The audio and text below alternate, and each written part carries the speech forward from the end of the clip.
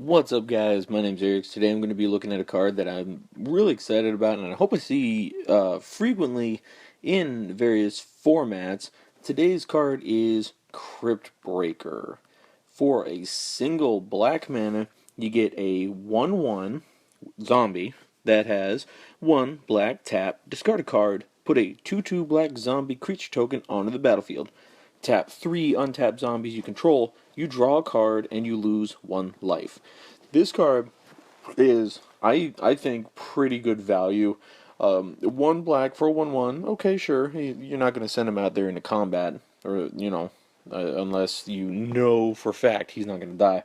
But I think you'd rather be discarding a card to get a token. And early on, it helps you get early game pressure down. If you just have a somewhat crappy draw. I mean, on turn 1 you play Cryptbreaker, turn 2 you use the 2 mana and him to make a 2/2 token, and so you're kind of you're kind of on curve. If you get enough zombies out, I do like how you can kind of refill your hand with it. You tap 3 untapped zombies to draw a card, you lose a life, but whatever. You draw a card, and then you can just, if it's not good, you can just immediately throw it away and get another zombie token.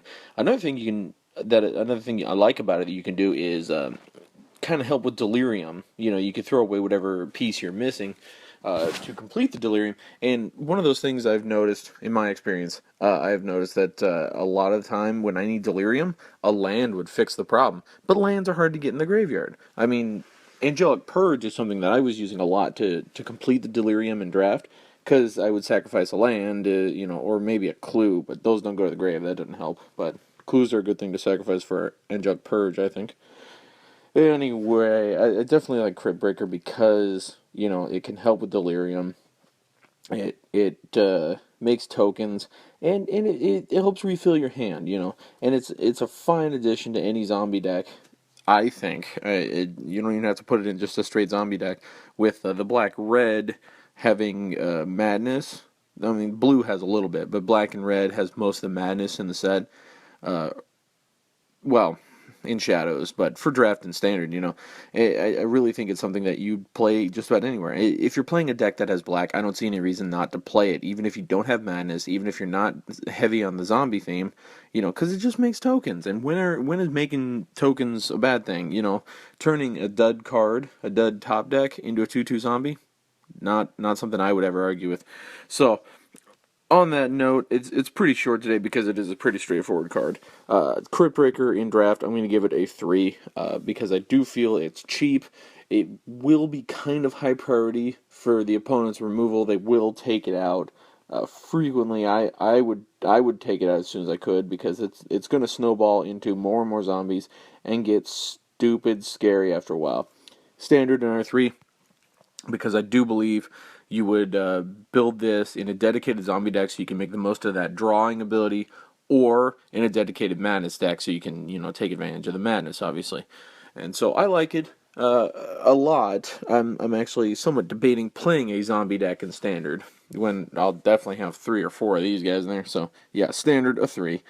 Modern 2.5. I'm not sure if zombies are a big thing in modern, but if zombies are do get played, if it's a tribal deck that gets played in modern, I'm pretty sure you put in a couple of these, because like I said, if you get it on turn 1, turn 2 you can make a token, and that could help with some reanimation, maybe. I mean, there are better ways to go about reanimation, but I do like this, and I think it will be a valuable thing to do.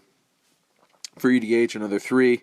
It's okay. It's not very good, but the decks that I'm looking at putting it into, Grimgrin, Gissun, Geralf, Sidisi, they're all about making the tokens. And if you've built the deck the way that most people are, you have plenty of the zombie lords.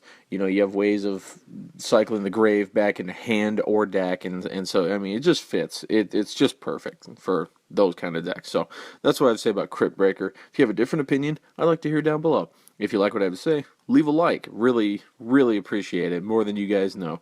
And thank you guys for watching. I will see you all next time.